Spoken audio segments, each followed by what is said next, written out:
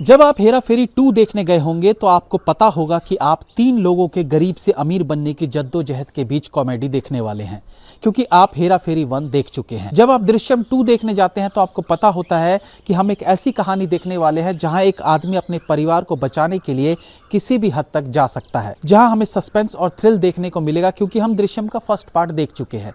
जब हम टाइगर जिंदा है देखने जाते हैं तो हमें पता होता है कि एक बार फिर एक इंडियन स्पाई एक पाकिस्तानी फीमेल स्पाई के प्यार में पड़ के हसीन वादियों में दिल दियां गल्ला कर रहा होगा। भैया जी, फिल्म में और भी बहुत कुछ है। हाँ, बट कोर थीम तो यही रहती है कि Indian spy Pakistani female spy के हनी ट्रैप में फंस जाता है। धुरंधर होती तो बात बस भैया जी, धुरंधर पीछा छोड़ेगा कि नहीं छोड़ेगा। हाँ, ओके। कहने का मतलब है कि किसी भी फिल्म के सेकंड पार्ट को देखने से पहले हमें आइडिया होता है कि हम किस तरह की फिल्म देखने वाले हैं। तो फिर अखंडा 2 देखने पर रिव्यू करेंगे अखंडा 2। कोविड के खत्म होते ही एक ऐसी फिल्म रिलीज होती है जो सनातन की बात करती है। अनोखे ढंग से फिल्म हिंदू मंदिरों की बात करती है। टॉप क्लास एक्शन के साथ भारी भरकम डायलॉग्स लोगों को आकर्षित करती है और फिर फिल्म ब्लॉकबस्टर बन जाती है। अब इसी फिल्म का सीक्वल आता है 2025 में और फिल्म आगे की कहानी को दिखाती है। फिल्म की कहानी पर नजर डालें तो देश में हो रहे महाकुंभ में देश के दुश्मनों द्वारा गंगा में एक केमिकल मिला दिया जाता है, जिससे गंगा में स्नान करने वालों की मृत्यु होने लगती है और जिसके एंटीडोट को बनाने के लिए साइंटिस्ट काम कर रहे होते हैं। जब सक्सेसफुली एंटीडोट बन जाता है तो DRDO लैब में हमला हो जाता है और सारे साइंटिस्ट मार दिए जाते हैं। लेकिन एक 18 साल की साइंटिस्ट जननी, जो शहर के MLA मुरली कृष्ण की बेटी है, वो एंटीडोट को लेकर भागने में कामयाब हो जाती है। थोड़ी दूर भागते ही वो समतल भूमि से बर्फीली पहाड़ियों में आ जाती है और ये कैसे आती है ये फिल्म मेकर ज़्यादा बेहतर बता सकते हैं। खैर, बर्फीली वादियों के बीच हाथ में एंटीडोट लिए गुंडों से घिरी जननी को देखकर एक्सपेक्टेड था कि ऐसे ही समय में अखंडा की एंट्री होगी और वही हुआ।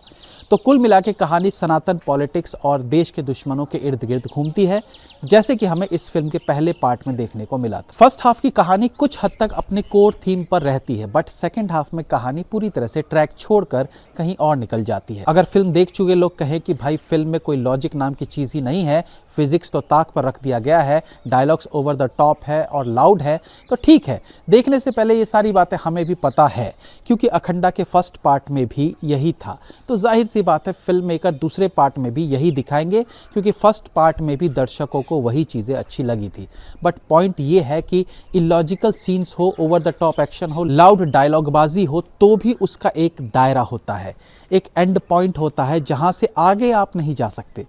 बट अखंडा 2 उस दायरे को तोड़ देती है। नतीजा की फिल्म बिखरने लगती है। किसी गुंडे का सर हाथ में ले लिया जाए, उसके पैर ऊपर हवा में हो और उसी स्थिति में सामने खड़ी बच्ची की उस गुंडे को हाथ में लिए आरती उतार दी जाए, तो इसे हजम करना थोड़ा सा मुश्किल रहेगा।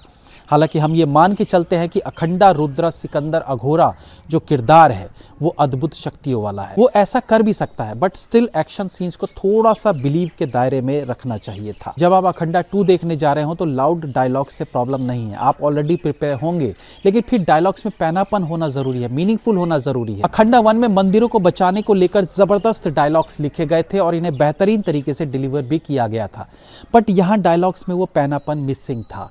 लग रहा था मानो बस लाउड करके डायलॉग बोलकर घर जाना है। उसका इम्पैक्ट क्या होगा उससे फिल्म मेकर को लेना देना नहीं है। यही कारण है कि फिल्म दिल और दिमाग में जगह नहीं बना पाती है। हाँ, कुछ डायलॉग्स हैं जो भारत की संस्कृति, उसके महान होने की व्याख्या करते हैं। सनातन धर्म की बात होती है और महाकाल की बात होती है, तो वो ठीक ठाक फील होते हैं। देखिए, होता क्या है कि फिल्म मेकर हर दूसरे पार्ट को बनाते समय वो चाहता है कि उसे एक्स्ट्रा लार्ज बनाया जाए, एटलीस्ट पहले वाले पार्ट से ज़्यादा भव्य बनाया जाए। ऐसे में फिल्म मेकर ज़्यादा एक्साइटेड हो जाते हैं और पहले से बेहतर बनाने के चक्कर में ओवर हो जाते हैं और यही फिल्म मात खा जाती है। अखंडा 2 में भी यही होता है। एक्टिंग की बात करें तो नंदमुरी बालाकृष्णन अखंडा और मुरली कृष्ण दोनों के किरदार में बढ़िया लगे हैं। अखंडा वाले रोल में उनका एक्स्ट्रा लाउड होना भी सूट करता है, क्योंकि वो आम इंसान वाला किरदार नहीं है, इसलिए उस किरदार द्वारा किए गए ओवर एक्शन सीन्स इस बात का बेनिफिट ले सकते हैं कि उसमें एक्स्ट्रा पावर्स है। हर्षाली मल्होत्रा अपने रोल को ठीक ठाक निभाती है, हालांकि ये रोल कोई ऐसा नहीं था जहां वो कुछ एक्स्ट्रा ऐड कर पाती इस किरदार में। बाकी के सभी एक्टर्स जैसे संयुक्ता, कबीर दुहान सिंह, शाश्वता चैटर्जी अपने अपने रोल में कम या ज़्यादा ठीक ठाक काम कर गए हैं। एक्शन सीन्स कुछ मौक़ों पर निराश करते हैं। वीएफएक्स अगेन एक ऐसा सेगमेंट रहा है जो बेटर हो सकता था। बर्फीली वादियों वाले सीन्स में ग्रीन स्क्रीन का होना अच्छे से फील किया जा सकता है। थमन एस का बीजीएम अच्छा है, लेकिन सिम्हा, दामू, लेजेंड, सरायनाडु और अखंडा फिल्म बनाने वाले बोयापति श्रीनु इस बार वैसा करिश्मा नहीं कर पाए जिसके लिए वो जाने जाते हैं। डायरेक्शन की खामियों को नज़रअंदाज नहीं किया जा सकता। कुल मिला के ये फिल्म उम्मीदों पर खरी तो नहीं उतर पाती, बट स्टिल एक्शन लवर्स इस फिल्म को एक बार देख सकते हैं। Have a nice day.